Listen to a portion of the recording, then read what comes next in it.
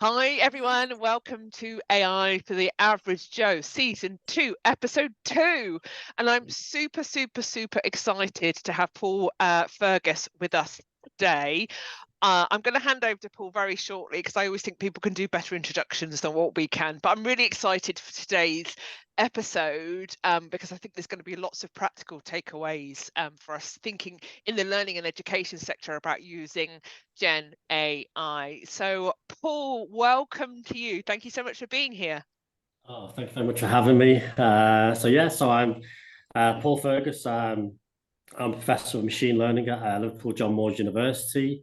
So I specialize mainly in deep learning. So I play around with a lot of the vision type systems, LMS, so you transform networks. That's the kind of thing I kind of get my hands dirty with on a day-to-day basis.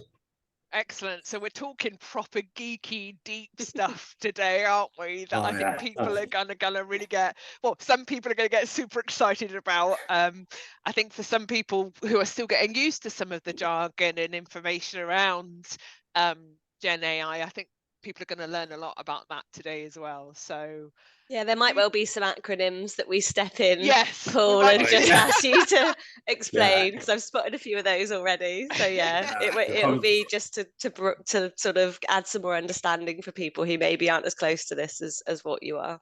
Fine. Yeah, it's unfortunate it's played with that acronyms, our technology. Yeah, I find them hard sometimes. It's all a learning curve for all of us. Every day's a school day, as my dad used to say.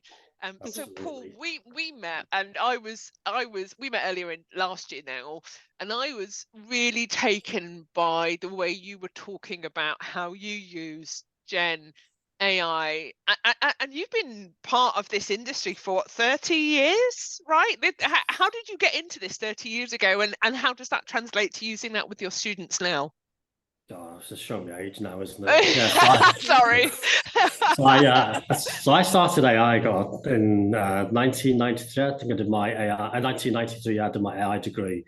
So at that time, there was 3 universities. I think there was Middlesex, Edinburgh, and Sussex University, doing pure AI degrees.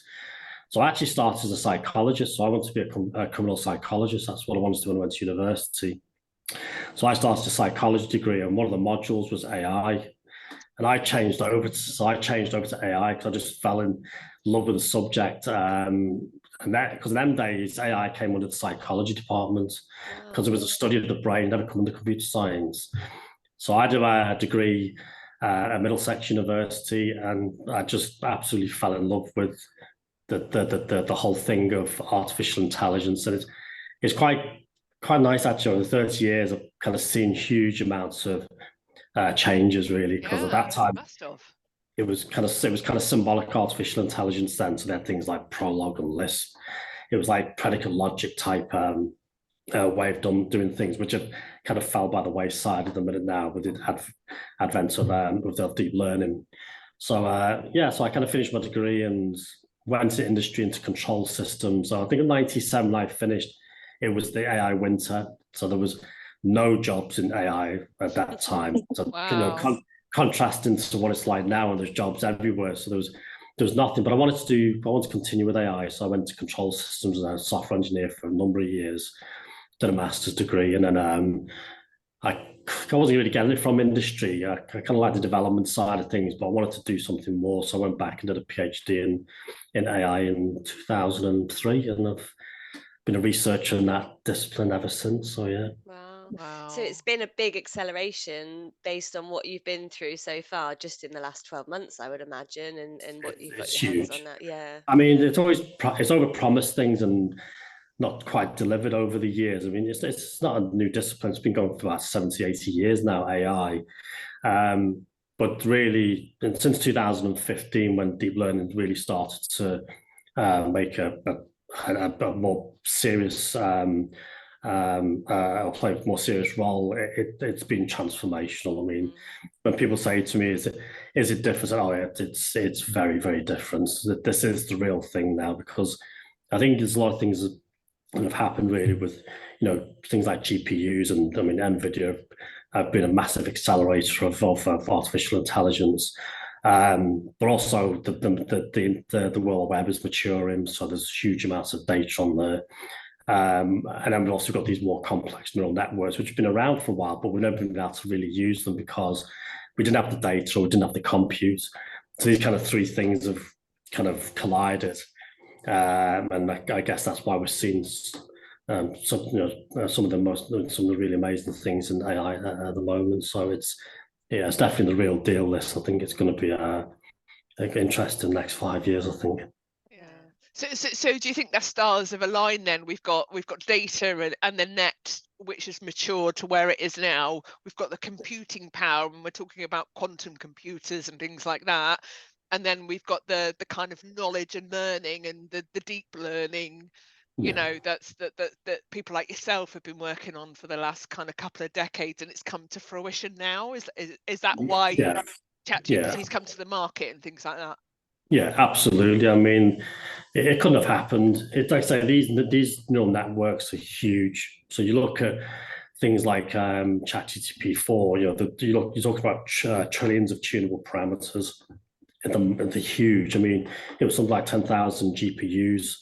I'll get these stats wrong. I always do on these talks, but it's a huge number of GPUs and compute to do that. And we haven't had that technology. And the amount of data, it's phenomenal amounts of data that we just haven't had. And more importantly, it's data from our everyday lives, or from our creative thinking, or it's data that is really representative of who we are as humans and how we actually process and solve problems. And that information is very much kind of out there that you can view and see. Even like academic papers, a lot of those are open source now, so you can go to things like archive and pull this data, and very, very quickly ChatGPT can pull this data and very, very quickly start to analyze it and start to do reasoning and perform certain aspects of logic. And that's certainly come through with things like reinforcement learning, combining reinforcement learning, which is pretty much the way we learn. We kind of test the environment, we get a response back, and then we make any appropriate changes that makes us more successful in our environment. But once you link these up to things like large language models, LLM, ChatGPT, you start to get this kind of self-learning. It's not just, it is incorporate things like supervised and unsupervised learning to kind of extend these, and that's where it becomes very, very interesting then. And you can really, just listening to you talk, I've already had a couple light bulb moments around that real link into psychology. And for those people who feel like the robot overlords are going to come and get us, actually, this is about the human brain, effectively, isn't it? Connecting with technology. Absolutely. I mean, I say we just finished a book off in the moment called Machine Perception. And one of the things I've been really interested in is how are we actually mimicking the different facets of human perception? And human perception, it covers a broad range of things, but we know sight and hearing and touch and smell and all these things, but there's lots of other types of perception. And I think what's really interesting, certainly when I was writing that book at least as well, is that there is this really massive, strong connect between these two disciplines, where one is informing the other, not just psychology informing AI, but AI informing psychology. So we can understand how these connections in the brain formulate. And it's not quite there, the very crude representations of what we do, but it is starting to give us insights. And also it's really interesting because you're mimicking human perception, but how do we know what the brain code of an AI will be? Will the brain code of AI be the same as the way we do? The foundational constituent parts, the neural network, are there, how it processes and deals with data and organizes and structures that's going to be that's something that's going to be quite interesting. So will robots, will they venture off into an area where it is distinct from human brain encoding? Will it be totally different? Where it becomes very difficult to understand how that's actually work. And that's been one concern. It's still early days yet. We don't quite know what this technology is going to do. But there was an example, I think, where I can't remember which company did it, but it started to teach itself its own language. And so and these agents were talking to each other, but they started to create their own language. That I think I saw that. Yeah, and they had actually physical robots talking to each other in a language that we didn't understand, and they closed it down pretty quickly. And they closed down very quickly. So I guess that's I don't think we're going to see this kind of Terminator style there, but there is a new intelligence on the horizon, which is AI, and how that's going to develop and progress over the futures is difficult to understand and know, really. Yeah. I guess you don't know what's going to accelerate it next, do you? No one can really predict that moment when this really goes, and I guess we're on the cusp of that now with the acceleration over the last few months even. And you can't really, I guess that's the unknown, isn't it? Is predicting when it's really going to move on again. Well, that's it. Because there's a lot of talk about even the way I don't think the way AI is done, particularly around deep neural networks, is the correct way of doing it. This brute force way, because a lot of these neural networks are pre-configured in a set way, and so there's a lot of redundancy in there. So there is there's work where they're starting to try to use things like genetic algorithms to evolve these neural networking structures. So you basically breed these neural network architectures together. Obviously, a lot of these will be in practice, won't work, but over time, the idea is that you'll breed these much more optimal neural networks that can solve more complex problems. And I think we're going through something quite similar in a minute with the LMs at the moment. So the 7 billion and the 13 billion parameter LMs are really generating massive interest at the minute. They're a game changer then. So these are very small models. You can host these on a laptop very, very easily. So I've got 4070 on my laptop with 11 gig of GPU memory. I've got my own LMs running on there, so I can run my own LLM. An interesting thing about these is that you don't necessarily want the knowledge. You don't want all the knowledge of the web. You want to create. We don't need that, do we? Yeah. You want these base models, which you can then start to train or personalize and customize them to what you want them to do. So RAG is a massive area in industry at the moment, where you can actually link these out to external data sources. So you want the semantics and you want the syntax. So you want to be able to write and generate these really convincing pieces of text there, but you want the knowledge to be really backed up by some external reference source there. You don't necessarily want that incorporated into the model itself. And when you take the knowledge out and you capture the syntax and the semantics, then you can shrink these things down and then become more manageable. More importantly, you kind of democratize the technology. What you don't want is to have things like ChatGPT-4 where you become a service user, because we can't run those. They're too big, they're massive, and they're great. But I think the power of this technology is really when we start to bring these models internally to ourselves, and we start to put our own data on them, and then we can start to tailor and more importantly, ensure and safeguard, or put our own safeguards into what we want those LMs to basically produce, what information they want to give us. So just a couple of acronyms I'm pulling out there because I think they're really important. Is LMs and RAG. It would be really useful, Paul, just to expand on that a little bit. So LMs are just basically large language models. So they're really just centered around these transformer networks. So transformer networks with these attention multi-head functions inside them there. So ChatGPT uses LMs, it uses just a transformer architecture that uses RAG. And you're going to ask me this, and I always forget this RAG. It's retrieval augmented generation, I think it is. I can't remember exactly. But the basic premise is that you've got your LLM, you've got your own ChatGPT style model that links to your own external database. I mean, that could be your own SQL server you have in your organization, or it could just be that you link it to Bing. So ChatGPT-4 is starting to do this. You can start to ask ChatGPT to use Bing to find resources and summarize those resources and reference them. So this becomes important, particularly when you get rid of these or overcome some of the limitations with hallucinations that you have with LMs, which is problematic. And I mean, there's a lot of things about hallucinations. In fact, we have hallucinations. It's not a typical LM problem. It's actually the same as us. If I ask you to recount a story that happened 20 years ago, you'll have parts that are missing and your brain will fill those in. So the longer these memories are, the fuzzier they become. So hallucinations is something we're plagued with as humans. We have the exact same problem, but obviously with technology, you've got a way of counteracting this. And I think RAG is a really, really cool way of actually of grounding that in proper reference material. So yeah, it's more important, I guess, with things like fake news and everything's fake and you don't know what to believe. So I think having systems that incorporate RAG is really important, and that's actually important for things like universities. So when you start to open this technology up to universities, and I mean, now we're starting to see lecturers are starting to use and build and employ things around ChatGPT-4. So I have some quite big concerns around that, because there's safeguards in place, but you can circumnavigate those safeguards by doing careful prompt engineering. You can word things in slightly different ways to go on the safeguards and the safeguards they put in and pull out perhaps inappropriate or information you don't necessarily want that to go, particularly to students.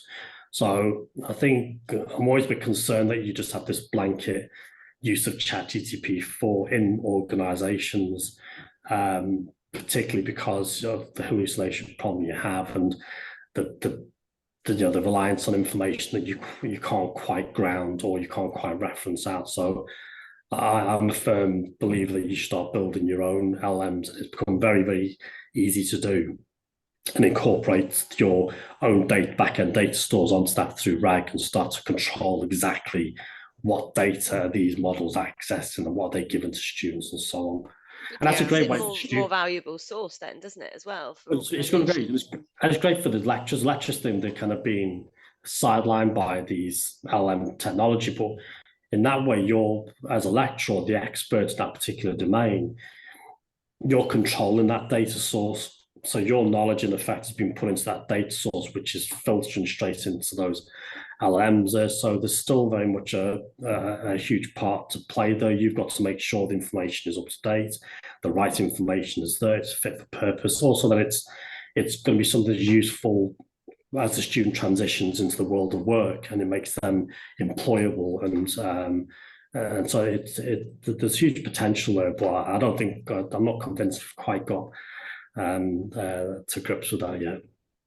Yeah, and I love that, and I think that will be quite reassuring for people in your field, Paul, and educationists and lecturers around. And I've seen Dr. Philippa Harmon talk about something similar, that the role will become, not the connoisseur of knowledge and data, but the quality assurance of this data and this knowledge. So we're not making anyone redundant. There's no job displacing happening there. It's just dialing up that kind of value and skill and ability to use. And I know you use ChatGPT in your lectures with students, right? You get them actively into the LLM, critiquing the content. That's right, isn't it?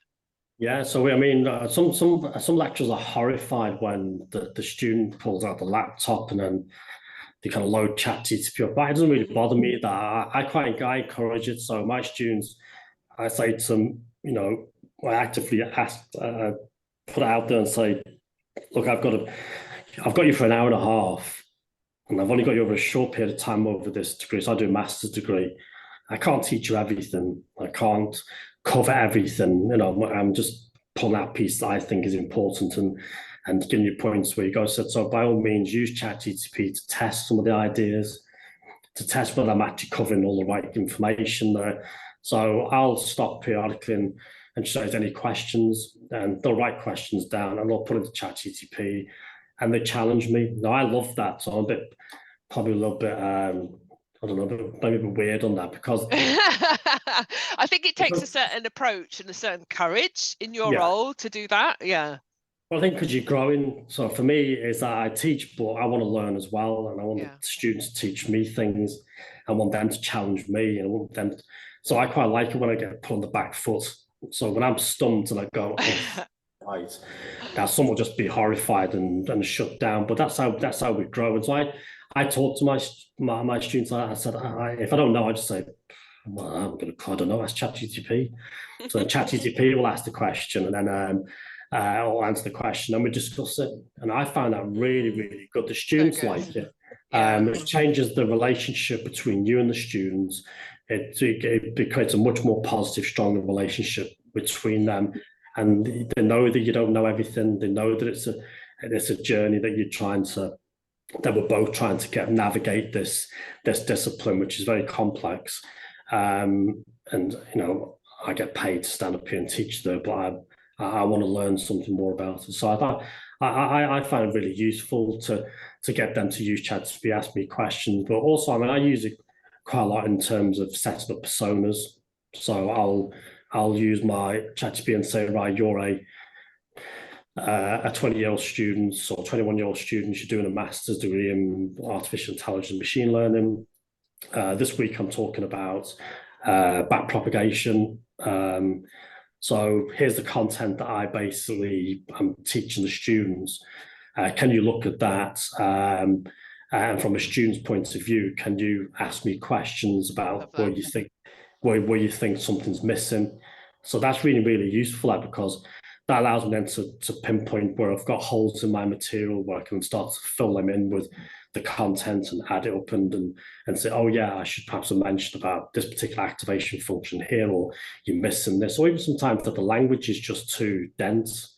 So I'll say, if you're just explaining this, it's just way too difficult for a student who's just coming into discipline. So then you start to make suggestions about how you soften that up, how you make it more accessible. So one of the things I've learned really with doing this style is to use things like analogies, and it's fantastic ChatGPT. So I'll pick something like back propagation. I'll say, so what is a real world example where this might be mapped on? Sorry, my light goes off. It's one of these energy efficient lights. I really can't see me. But then it will use analogies then to bring that out. So I'm really, really passionate about. There's no point going and putting mathematics on a wall and just having all these kids. That's a waste of time. It's so inaccessible. You've got to have a certain level of intelligence and a certain way of thinking before you can do it. So for me, I'm always, the mathematician's going to kill me, but I'm always dead suspicious about things like that. I just think, no, it's the wrong way. Just give the concept and ground it in a real world scenario. While you're doing it, and then you slowly dig into this and expand a little bit more. And once you've got the concept, you understand the principle. If you want to go into the maths later on, so you write an academic paper, you can dig a bit more into it. But to go in the opposite way around, which I find this is a big problem in a lot of machine learning. You go into YouTube and just search some machine learning, like, it'll just put you off. You just think, what the hell does this mean? This? So it's like you've got to make that accessible. You've got to make it a little more. So I think ChatGPT playing those roles, or role playing at least, as the lecturer and the students, and tailoring your content appropriate is really well. And we did this in a slightly different thing. So with health. Have you got an example, Paul, that you can show us? These will never work, and I'll try it. Just to put you on the spot, just so people, because I think what you're talking about is so valuable, and if we can give kind of some examples, because Hayley and I use the kind of role play type stuff as well. But I think for people to see this would work really nicely. We're never going to work this. I'll try it, and I'll try to put these up, and let's see what we can afford. Yeah, I think exactly, and actually, you're just listening to you is inspiring me as well to think more about actually what can I do in some of my stuff, but what can I bring in quickly and easily? Because I think people sort of think, oh, I must get around to integrating a bit of AI into my education programs, and it's just, but where do you start? Whereas something like this is so practical and really valuable, and I love the idea as well, Paul. So just taking on that idea of facilitator in a session, whether that's a lecture, whether it's a classroom-based online classroom, taking on that role of facilitator is really important for me, as opposed to educator and teacher and telling everybody everything, but more getting ideas from others. And I think, again, just the example you shared around asking people to go and test them, go onto ChatGPT and come back and challenge me. I love that as a way of adding depth to that learning. So I'm going to steal that as well, probably. I'll just try and set to it. It's hard to keep because I've got the content as pasted. I'll try to do the one with we just did recently, which is everyone lives on their own. So this is the persona piece you were talking about earlier, wasn't it? Getting ChatGPT to kind of take on become an actor effectively. Yeah. So go into a district.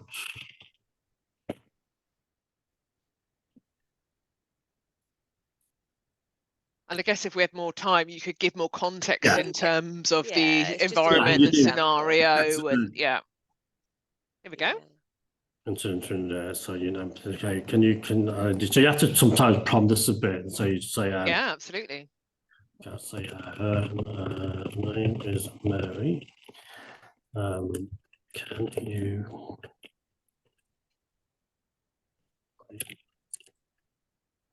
of Mary and I.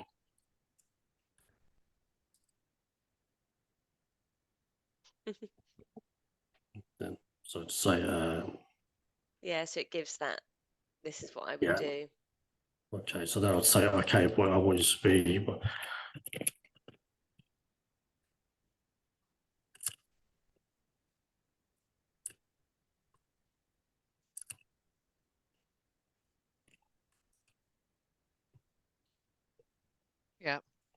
we definitely get it. It's just giving the definition of what you need it to do, isn't it? Sometimes, and this is why it's chat, isn't it? It's not just one prompt and done. It's an ongoing conversation, and I think people don't. I don't think people have quite got their head around that yet. And it's almost like if you get the prompt wrong first time, don't worry, just put something in, build on it, add to it all the time, and I think that's I think this is really good for like stuff like prepping in advance, whether you're doing an online session, a presentation, are you writing a report, like almost prep. Like I remember going into meetings and being ready for a presentation around, I don't know, apprenticeships or whatever it might be in previous organizations. And you're always stumped by that question that you haven't prepared for, and this is a way of kind of in your head preparing for the questions that you might get from the senior management team, or from your students or the exec or your client or your prospect. Or I can almost see this from a new business perspective. If you're going in bidding for some work, what's the type of questions you might get from someone who's particularly difficult, asking you some difficult questions? So well, it's the thing, so you can bid. I mean, it's just like so that you can. I mean, as when we're looking at the nursing team, it's really interesting because you can. My wife's a nurse as well, so I started playing around with her, and she was a district nurse for a long time, but she's just gone to as a practice nurse in a GP practice. So start to play with these things. Like she'll come back and say, I've got this really difficult patient, and so we set it up as the patient. What the patient was, and put obviously personal details and what the conditions were, why they were being difficult, and so on. And then you start to become that persona, and then you can start to play around with what different ways you can respond to certain things. So they're agitated because, for example, they can't take blood. So you can actually set it up and ChatGPT becomes agitated and say, why can't you take the blood? The nurse last week had no problems taking the blood. What is it? So then you can start to reflect on how would you deal with this? So how do you respond to it? Now, that was really useful for it because in the moment, you're under stress. So once a patient becomes very irate or becomes very upset with you, you start to, you become flustered. But this scenario here gives you a much more controlled environment. Say, actually, I'll probably respond like that, or maybe I can think about saying this, or are you hydrated, or are you able to go to the local drop-in centre where they take blood to be a bit more experienced? So you can start to play around with all these different scenarios. But I play around with this on a few different personas, and you can literally chat for hours and go really in depth about various different things. And I just find it really useful. Like I said, the student one is probably difficult because I usually put my content in for my slides. And I say, this is what I'm teaching the students today.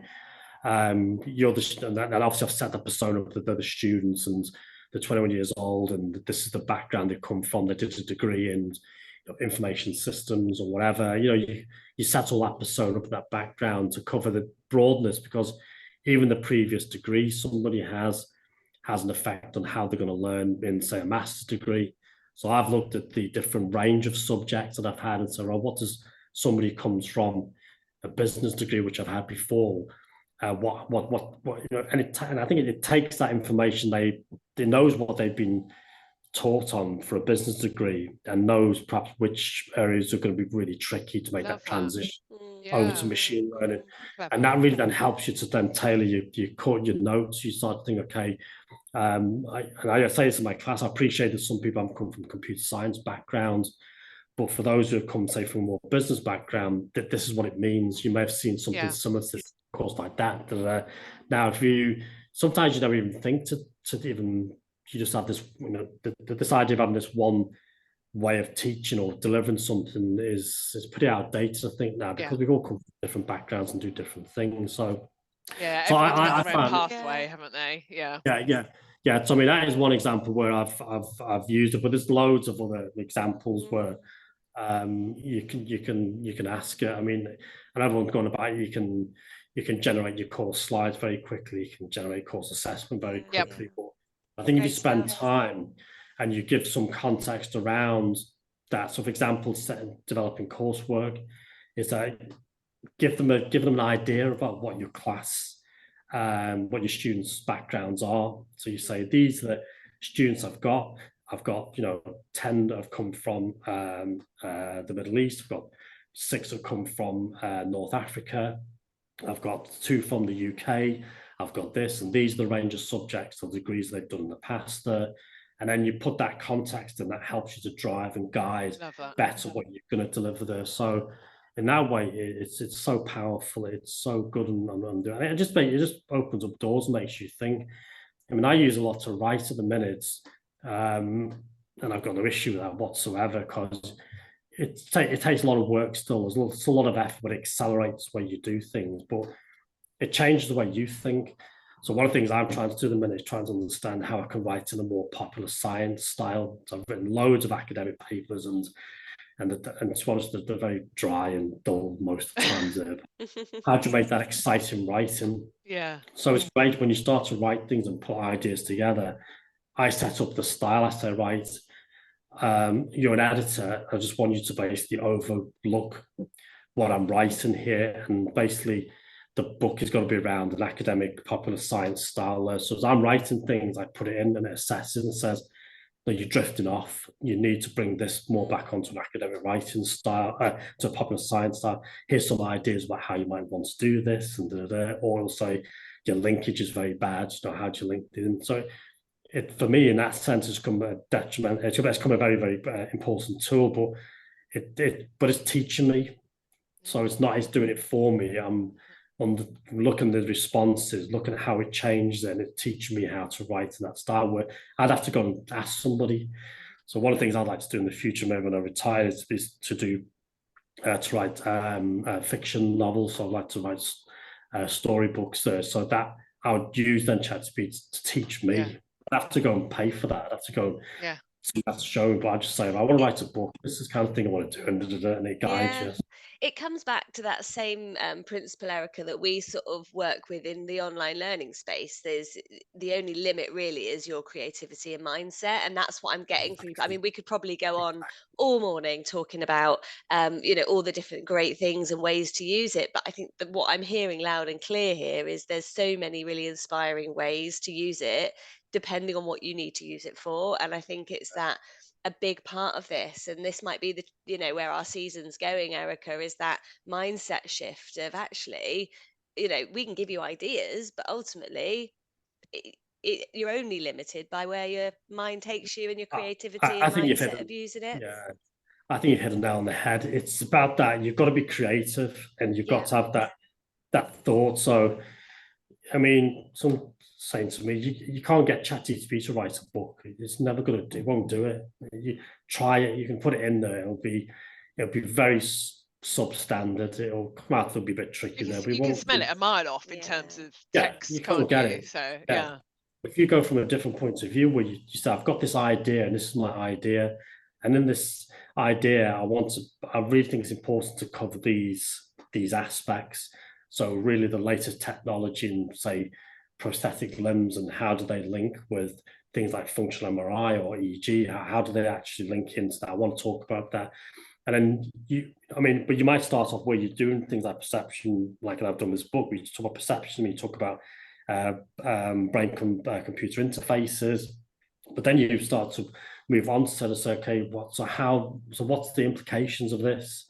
So you've got prosthetic limbs, and it's really good for helping people who have lost arms, lost legs, and so on. So, but what are the implications then of that moving forward, where you've got this intermediate between the cyborg level, and then you've got this next generation where you get more of a split into this robotics and people. Then you start asking questions. So I started saying, so how will people feel if they're walking down the street and a robot just starts walking next to them? Or how would I feel if I'm driving a car and I turn round on the motorway and there's nobody in the car?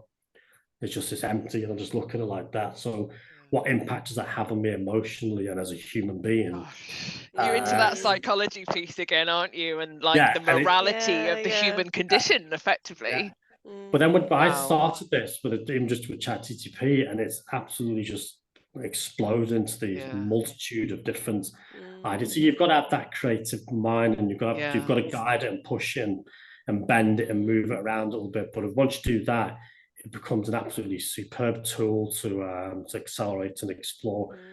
And it does become like a companion. It is like it's a co-pilot, isn't it? You can see why these organizations like Microsoft are using these kind of terms, because it's exactly what it is. Paul, I know we were going to visit your AI and conservation work on today's call, but we've kind of run out of time because you've done so much in the education space, which has been absolutely fascinating and brilliant. So we're going to have to ask you to come back on and talk about that, if that's okay. Yeah, no, absolutely. No, thank you very much for having me on. It was I get carried away. I can talk about this. It's us too. It's brilliant. That's why we get so excited by that stuff and the practical stuff that I think people will take away. And like you said, just get people thinking in a more creative, critical way when it comes to using AI, and not forgetting it is still human first. Absolutely.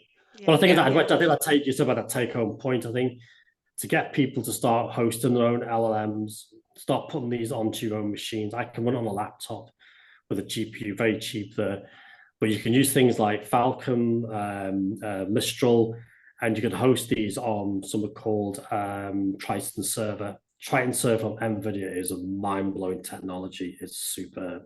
So you can host them models very easily on there, and you can set up a web page in the next 5 minutes. Ask ChatGPT to write you a web page, a Flash web page to interconnect with a model that's running on Triton Server. It's super easy to do. There's some really good tutorials coming online. For them interesting, contact me as well. I'm happy to give some advice and help and thoughts and those things. Start hosting your own models and start training, getting your own data onto your own models. That's definitely my take home there. Thanks, Paul. Thank you so much. It's been such a good episode, and I think some real good. I think there's something for everybody in this one, right? I think there's some real deep mind stuff, and I think there's some practical stuff for people that are just getting started as well. So, Paul, thank you so much. We will definitely get you back on to talk about your conservation work and the AI, how using AI for that as well. So, we might be. If you're looking at Winter Watch, you might be on Winter Watch tomorrow. So. I've just been a plug there. Of course, absolutely. And if people want to get hold of you, Paul, what's the best way? Just through LinkedIn. I put everything that we do for conservation AI is always on LinkedIn, or any stuff we do for LMs, and we've been putting some stuff on there lately. So LinkedIn's a great way to just connect and send me some DMs, and I'll happy to have discussions and help anybody out. Brilliant. Thank you so much. Thanks everybody for watching. We'll see you on the next episode. Thanks, Anne. Bye. Bye.